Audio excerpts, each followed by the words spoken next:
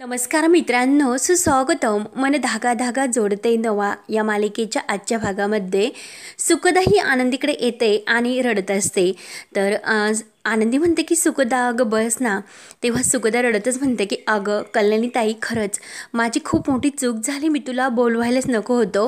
आज तुझ्यावर जी काही परिस्थिती ओढावली ती केवळ माझ्यामुळेच हे सर्व झाले. खरंच मी खूप मोठा मूर्खपणा केला. I am so sorry. खरंच मी तुला बोलवायला नको होते.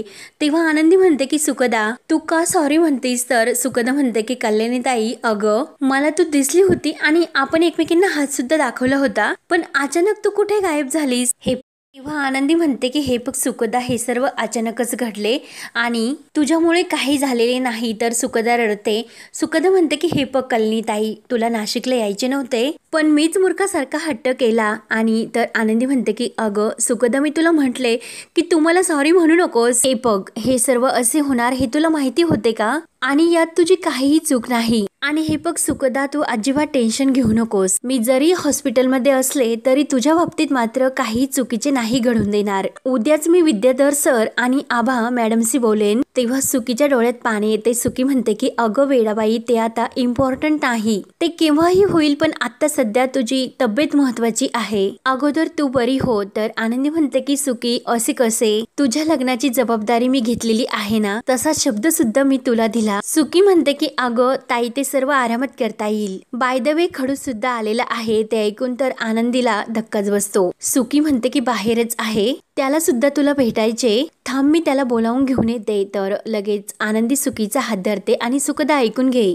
मी काय म्हणते की मी नंतर त्याला भेटेल, आत्ता कशाला. सुकी म्हणते की अगं तो इथेच आहे, बाहेरच आहे, 2च मिनिटात मी परत येते. त्याला सांगून येते आणि सुकी लगेच बाहेर जाते. पण आनंदीच्या जीवाची मात्र खूप तळमळ होत असते, कारण तिला सार्थक समोर यायचे नसते. आणि आता सार्थक सरांसमोर मी कशी जाऊ याची तिला भीती वाटत असते. त्यांना मी कसे फेस करू, खरंच आता त्यांच्या प्रश्नाचे उत्तर मी कसे देऊ, खरंच मला काहीच कळत नाही. म्हणून आनंदीची अवस्था खूप बिकट होते. नाही, मी फेस करू शकत नाही सार्थक सरांना, देवा प्लीज. आणि तेवढ्यात सुकी आतमध्ये येते आणि म्हणते की अगं खडूस जेवण आणण्यासाठी गेलेला आहे, तो नंतर येईल. तेव्हा आनंदीच्या जीवात जीव येतो. तेव्हा आनंदी खाली टेकते आणि सुखदाला म्हणते की सुखदा प्लीज ऐक ना ग, खडूस नको ना म्हणत जाऊ, म्हणजे ते चांगले वाटत नाही. एवढं चांगलं नाव आहे की सार्थक, खडूस नाही येते. तर सुकी म्हणते की हॅलो मॅडम, काय अजून माझे लग्न सुद्धा झाले नाही आणि तू त्याची बाजू घेतेस. आणि 1 मिनिट, तुला कसे माहिती की ताई त्याचे नाव सार्थक आहे म्हणून. तेव्हा आनंदीला धक्का बसतो. नेमकं काय उत्तर आता सुकीला द्यावे हे तिला सुचत नाही.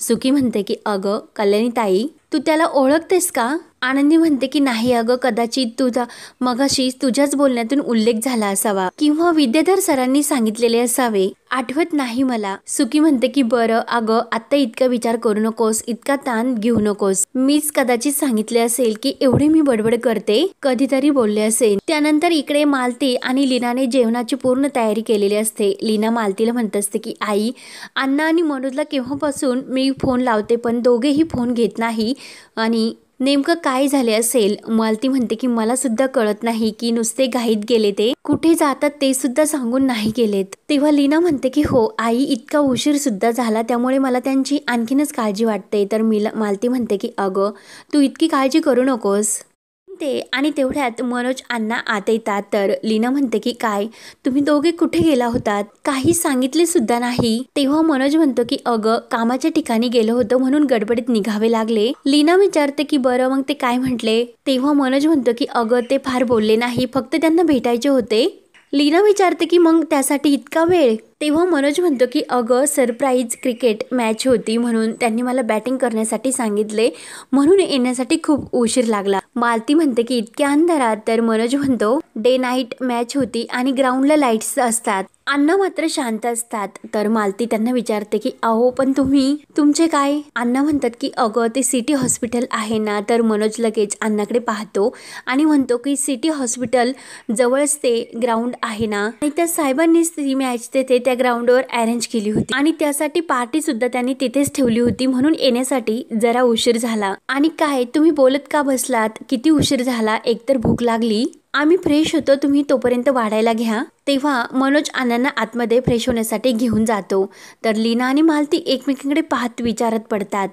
त्यानंतर इकडे आनंदी ही सुखदा चा हात हातात घेते तर सुखदा ही आनंदीला सांगत असते की अगं माझे सार्थकवर खरंच प्रेम आहे, पण मम्मा डॅडांना मात्र ते दिसत नाही, ते त्यांना कळत नाही किंवा मला त्यांना ते समजवता येत नाही, माहिती नाही की काय होते ते. आनंदी विचारते की पण नक्की त्यांची काय अडचण आहे सुकी. तेव्हा सुकी म्हणते की अगं मी तुला सांगितले होते की सार्थकचे अगोदर लग्न झाले होते, पण 6 वर्षापूर्वी त्याची बायको आनंदी त्याला सोडून गेली. ती कुठे आहे कशी आहे कुणाला काहीच माहिती नाही, पण सार्थक 6 वर्ष अगदी एकनिष्ठेने तिची वाट बघत होता, पण तिने कधी त्याला कॉन्टॅक्ट सुद्धा केला नाही. मग मला सांग की अजून त्याने तिची वाट का पाहावी. तेव्हा आनंदीच्या डोळ्यात पाणी येते आणि जी निघून गेली तिला विसरलेच बरे असे ती म्हणते. पण सुकी तू काळजी करू नकोस, उद्याच मी तुझ्या मम्मा डॅडांशी बोलेन. सार्थक सरांसारखा असे ती म्हणते, पण परत स्वतःला सावरते आणि सार्थक सारखा जावई त्यांना शोधून सुद्धा नाही सापडणार असे म्हणते. सुकी म्हणते की हो सर्व खरे आहे, पण ऐक आपण हे सर्व आरामात करूयात.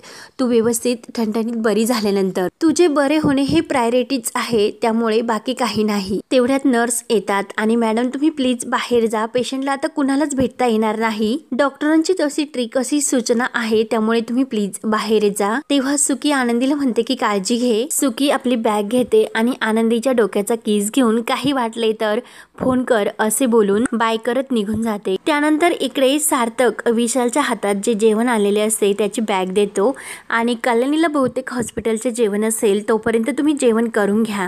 तेवढ्यात सुखदा बाहेर येते. सुखदा म्हणते की चल आता निघूया, तर सार्थक म्हणतो की अगं भेटायचे होते. सुकी म्हणते की आता भेटू शकत नाही. सार्थक विचारतो की का, तर सुकी म्हणते की अरे सिस्टर म्हणाले आता भेटण्याची वेळ संपली, मला सुद्धा त्यांनी जाण्यासाठी सांगितले. तेव्हा सार्थक म्हणतो की ठीक आहे चल निघूयात मग. तर सुकी विशालला म्हणते की काही लागले तर कॉल कर आणि तू सुद्धा काळजी घे. तेव्हा सार्थक आणि सुकी घरी निघून येतात. दुसऱ्या दिवशी सार्थक तयार होऊन ऑफिसला निघलेलं असतं, तर सुकी येते आणि सुकी सार्थकला म्हणते की आज कल्याणी ताईला भेटण्यासाठी मॉम आणि डॅड जाणार आहेत.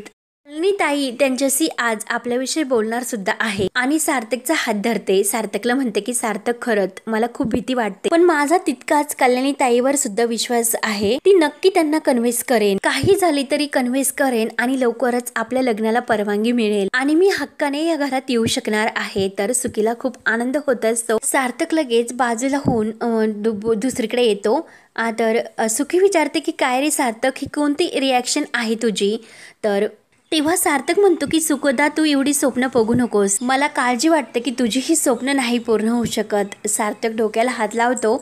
सुखदा त्याच्या पुन्हा जवळ येते. काय रे का पूर्ण होणार नाही असे विचारते. अरे सार्थक माझा पूर्ण विश्वास आहे की माझी स्वप्न नक्की पूर्ण होणार, त्यामुळे हे स्वप्न मी पाहणारच आणि त्याला छान सुद्धा रंगवणार. तेव्हा सार्थक सुखदाच्या हाताला खाली धरून बसवतो आणि हे बघ सुखदा, जर तुझ्या आईवडिलांनी आपल्या लग्नासाठी होकार नाही दिला तेव्हा जे काही होईल ते फेस करण्याची सुद्धा मनाची तयारी पाहिजेच ना. सुकी म्हणते की अरे सार्थक तशी वेळच नाही येणार, विश्वास आहे माझा. तेव्हा सार्थक म्हणतो की अगं तसे जर झाले मला तर आनंद होईनच, मला सुद्धा तेच हवं आहे. समजा तुझी ती कल्याणी ताई तुझ्या आई वडिलांना कन्व्हिन्स नाही करू शकली, तुझ्या आई बाबांनी होकार नाही दिला, पण त्यांच्या मनाविरुद्ध आपण काही करणार नाही असा मी त्यांना शब्द दिलेला आहे. तेव्हा सुकी म्हणते की तू सर्व इतक्या एजिली हे सर्व सहन करणार आणि त्यासाठी तू काही प्रयत्न तर करणार नाहीस का. तेव्हा सार्थक म्हणतो की अगं ते तुझे आई बाबा आहेत, मग त्यांच्याशी कसे लढायचे, त्यांना हर्ट करून त्यांच्या मनाविरुद्ध आपण सुखदा असे काही वाईट नाही करणार. अशा लग्नाला काहीच अर्थ नाही.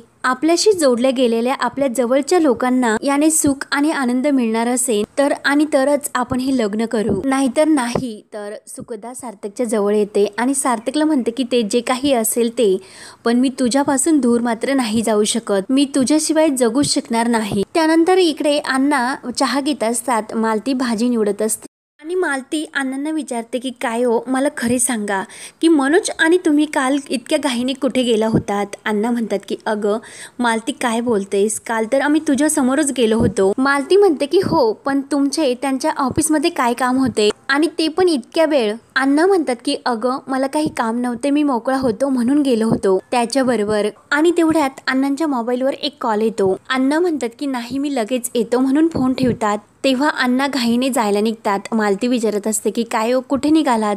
अण्णा काही उत्तर देत नाही आणि आतमध्ये जातात. तेव्हा मालती विचार करते की नक्की हे काहीतरी माझ्यापासून लपवतात आणि हा फोन नेमका कुणाचा होतो. म्हणून मालती अण्णांचा फोन उचलते आणि परत तो फोन लावते. तेव्हा आनंदी तो फोन उचलते आणि लगेच म्हणते की अण्णा बोला.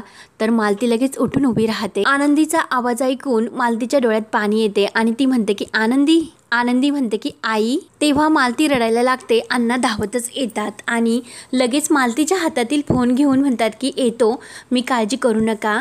तेव्हा मालती रडतच म्हणते की अहो आनंदीचा फोन होता. अण्णा म्हणतात की अगं नाही, तुझा काहीतरी गैरसमज झाला असेल. तर मालती म्हणते की नाही, ती मला आई म्हटली, ती माझ्याशी बोलली. तर सांगा तुम्ही नेमकं आनंदी कुठे आहे आणि प्लीज मला काहीतरी सांगा. तेव्हा अण्णा म्हणतात की ती नाशिकमध्ये आहे. मालती म्हणते की काय, आनंदी नाशिकमध्ये आहे आणि तुम्ही माझ्यापासून हे सर्व लपवलेत? तुम्ही तिला एकटे भेटायला जात होतात, कुठे ती नाशिकमध्ये मला सांगा. तेव्हा अण्णा म्हणतात की सिटी हॉस्पिटलमध्ये. तेव्हा मालती म्हणते की काय, आणि हॉस्पिटलमध्ये ती काय करते आणि काय झाले आनंदीला, काय झाले, मला भेटायचे तिला. मालती ऐकायलाच तयार नसते. तर अण्णा ओरडतात की मालती शांत हो, तुला तिला भेटायचे ना, मग चल. आणि दोघे जायला निघतात. तो सार्थक समोर येतो आणि काय तुम्ही कुठे बाहेर निघालात का?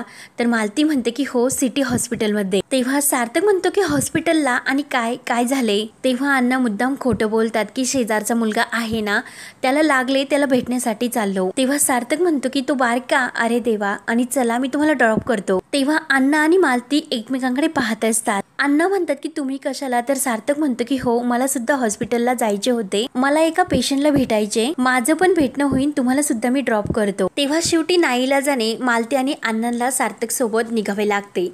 त्यानंतर इकडे हॉस्पिटलमध्ये हा आनंदीकडे विद्याधर सर आणि आभा यांना घेऊन येतो. आभा आनंदीला विचारते की बाळा तू आता कशी आहेस?